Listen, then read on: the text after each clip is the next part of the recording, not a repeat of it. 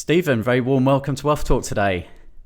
Yeah, thank you for having me, Christian. Appreciate it. Yeah, it's been a long time coming. Good friend of WealthBuilders, and I know you know Kevin very well. And really looking forward to hearing about your business today, Stephen. So why don't we begin there and just give us a little background to yourself and Source Capital. Yeah, absolutely. So my name is Stephen Moss. I'm the founder and MD of Source Group. So we launched in 2017. I've been in the property sector for about 21 years now, so getting old ultimately. But yeah, I've had experience of growing businesses and selling businesses, and we're looking at different models that we can enter into the franchise, introducing the franchise model into the property world. And it's been a challenge, but very, very rewarding, really exciting, lots of really good things going on, and it's kind of opened up our business in terms of we're now in a situation where we had a plan of rolling out different areas of the business. So we started with our franchise network. So a network currently over 160 franchisees across the UK, finding investment opportunities. And that led us onto our peer-to-peer lending platform, our capital side, and then onto our property side and onto our development side. So, it's nice how the business complement each other and work together and benefit investors as well. So it's quite exciting. Yeah, well, already sounds like a lot going on there, Stephen. So give us an idea of kind of the size of the team and where are you based? Yeah, so we're based in Warrington, just between Manchester and Liverpool, so where the sun's always shining. Currently 26 of us at head office, so consistently growing as a business and a team. So had challenges. I think we were just talking obviously about previous podcasts and talks when COVID kind of kicked in and we just took this bigger office space. We're now at a point where we're having works done in the office to build more offices and make more space for people and things like that. So yeah, exciting times. Yeah, and you're not new to business, Stephen. So what's your background before you set up Sourced? Yeah, so as I say, I've been in the property sector for 21 years. Very fortunate to join at an early age and learn lots of different strategies, structures, and go through different markets and changes. I also founded a business called Legal for Landlords. We grew that to the largest tenant eviction company in the UK, and then sold out before venturing into Sourced and putting the business model together from this. Yeah, and what year did you launch Sourced, Stephen? So it's 2017. So I was about to say that it feels like 20 years ago, but it's not that bad. 2017. So 4.5 years currently. Some of the things we've achieved, you kind of look back now and think, wow, you don't see it on a day-to-day basis because you kind of head down and lots going on. But when you look back at where we are and what the business is doing, it's unbelievable. Yeah, and I'd just like to try and pull out from you, Stephen, like any entrepreneur who's starting a new business, right? Generally, it's identifying a problem that exists out there and you think, hey, I can fill that gap, right? I can do something better. So was there something specific for you at the beginning where you thought, okay, I'm going to do this? Yeah, I'd kind of looked at my previous business, we franchised, so I got to learn a lot about franchising. I really enjoyed it and really like meeting other people and their experience and working with people as a franchise model. When I sold the business, I was asked to contract at another platform, so a lending platform. So during that time, I got the opportunity to understand what the problems were, the issues. But this kind of light bulb moment was really that actually, peer-to-peer could really help property investors, property traders. There's a huge opportunity here of really helping and developing it. And it kind of came from the fact that when I sold my business, I started playing again with property and, developing little bits and things like that. And when I started reaching out to people, it was the same people that I'd dealt with, 6 years ago. They were doing the same thing. And they were giving me opportunities, and the opportunity might be to convert a HMO, and I'd make 150 grand, and they wanted a 5 grand fee. And I kind of sat with them and said, well, why don't you just do it? You've been doing this as long as me. I don't understand why you're not doing this opportunity. And the feedback generally was either, well, we've not got all the money, or the funding scares me, or the training, the experience, and that's kind of really where we started to see the opportunity to say, right, okay, well, if we can put these together, if we can create this franchise network that we support, we educate and we train, and then we bring in funding through a separate vehicle, particularly peer-to-peer. Peer-to-peer is such an amazing concept because everybody in the chain is benefiting. Excuse me. So you've got investors that invest in their funds, they've got security, and they're getting a fantastic return. It's giving funds to borrowers, that's enabling them to do projects, so they're getting a great return from it. So it's nice to see that all kind of work together from our point of view as a platform. Yeah. So kind of disruptive, right? Early, sort of spotting the technology, what's coming, and trying to ride that wave, right, at the beginning. Yeah, it's. I think peer-to-peer, even now, it's still at a relatively young phase when you look at, the time that banks have been in place, and peer-to-peer still talks about a relatively new concept. It's not over 10 years now, but it's still exciting because you still see there's new formats coming out with the technology. So open banking is a great example, and it's great because where a lot of structures can't introduce this new technology because typically large banks, etc. Whereas companies like ourselves, we can jump onto these new technologies, we can implement them fairly quickly, and it means that our investors get the benefit of that straight away.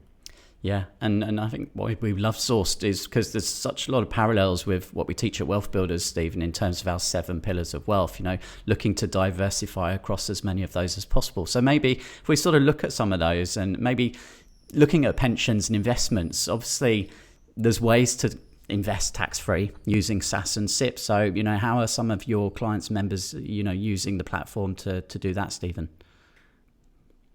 Yeah, so as I mentioned, our Source Capital arm of the business, we're a peer-to-peer lending platform. So we've just to kind of give you a bit of an update on where we are with that. So we've actually just completed the purchase of a business, which has meant that we're now directly authorised to the FCA. So previously we were authorised but as an appointed representative.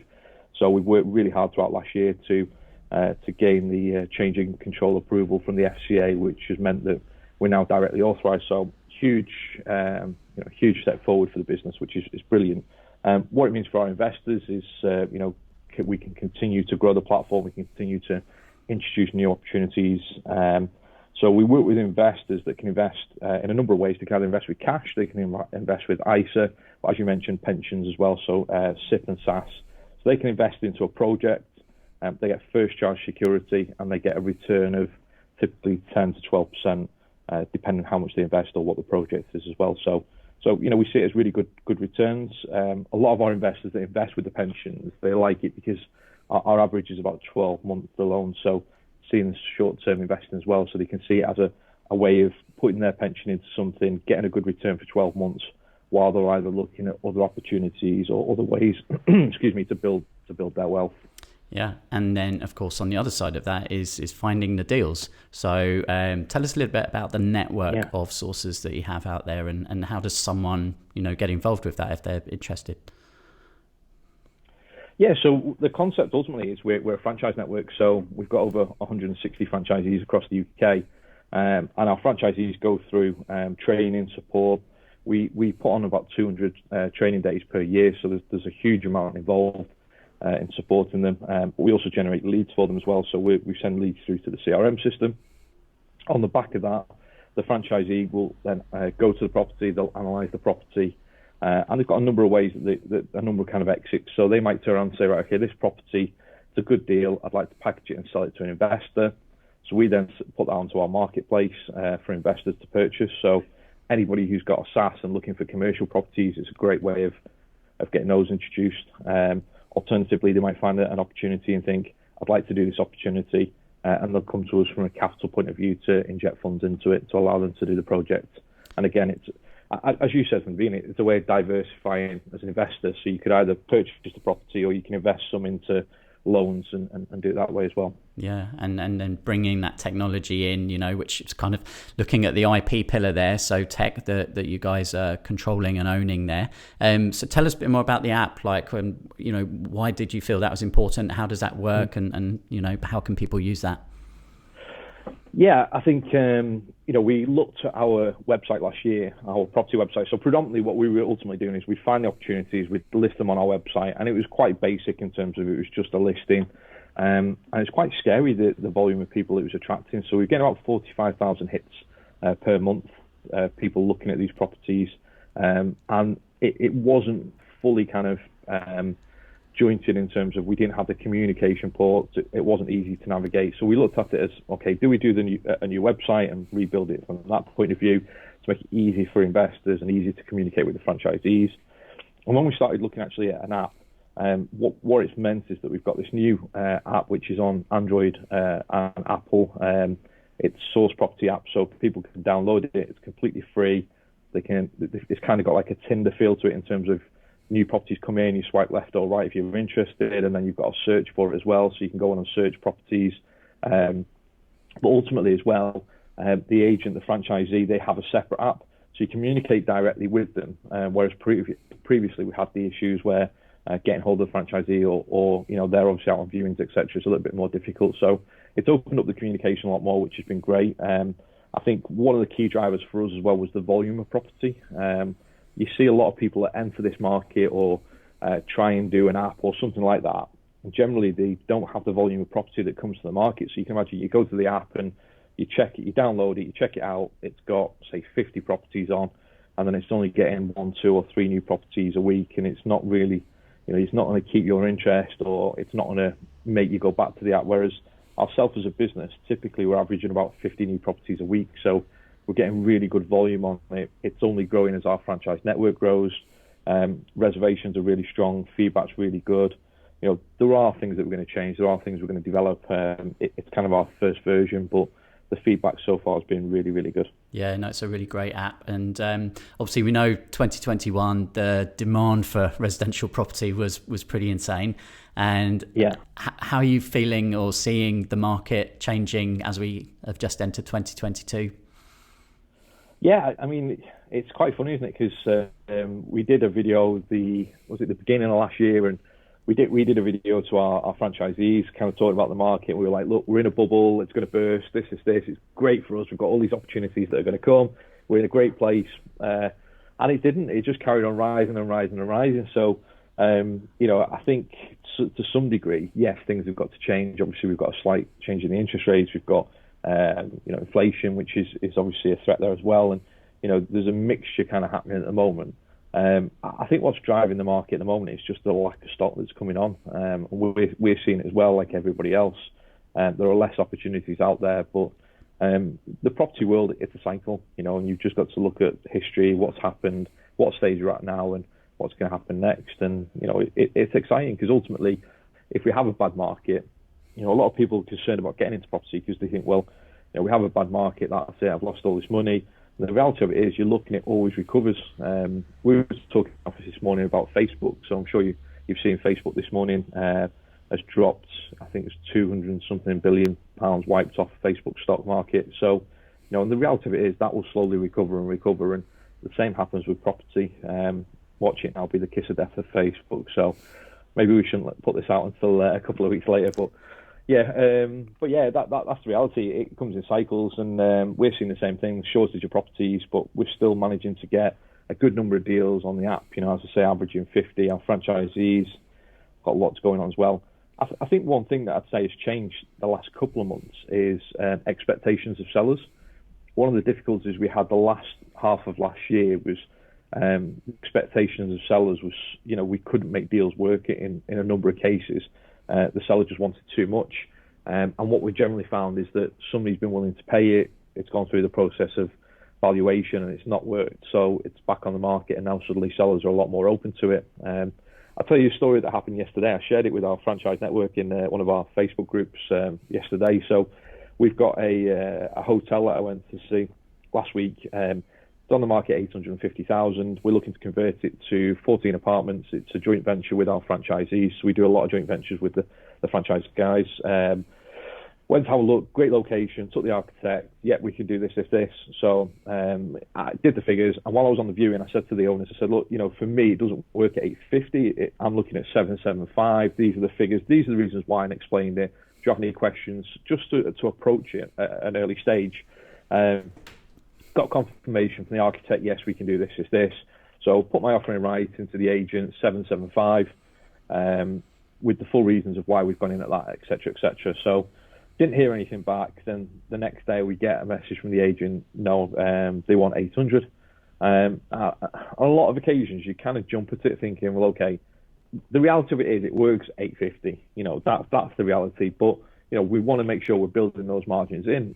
Building costs are going up, things like that. So we've got to be careful. So I just kind of have this gut feeling of, I spoke to them, I met them, I'm pretty sure. So I managed to get hold of the seller's number, give them a call. Not aggressive or anything like that, just being open to say, look, I came along, I was very thorough, very detailed with you, explain the situation, explain my numbers. And I kind of give this kind of 5-minute pitch without breathing of, these are the reasons why you should take my offer, the usual sort of thing.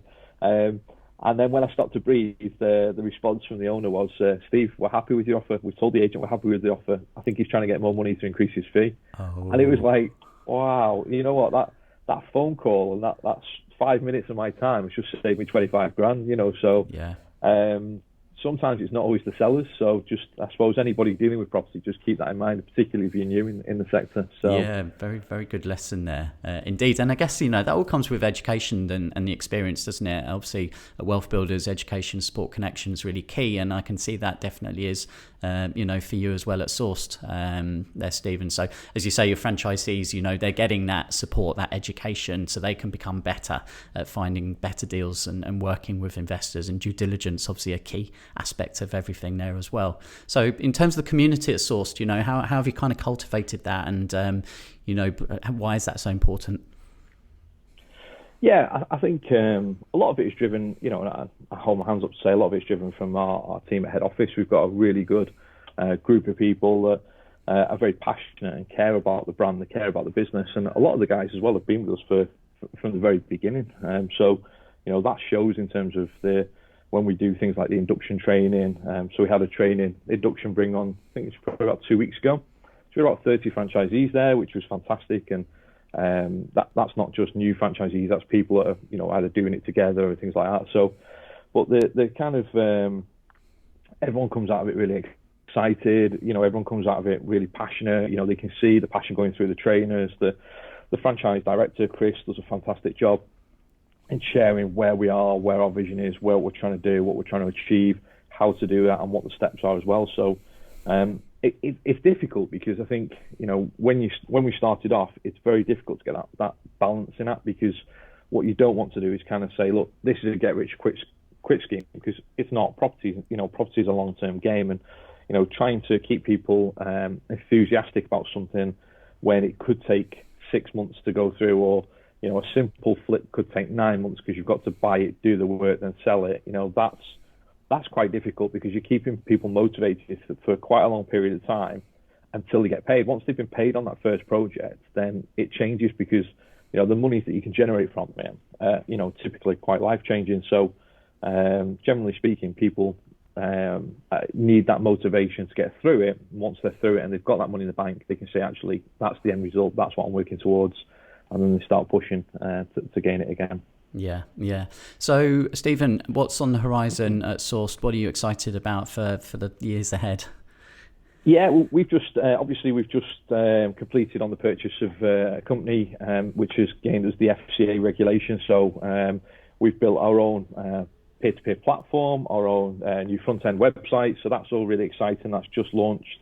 We've got the phone app, so we've got version 2, which is coming in the next 2-3 months. We've just agreed to purchase a technology company which is introducing new products to our franchisees, helping them identify opportunities quicker, faster, more opportunities, and linking all our systems together as well. So, big year plan for us as usual.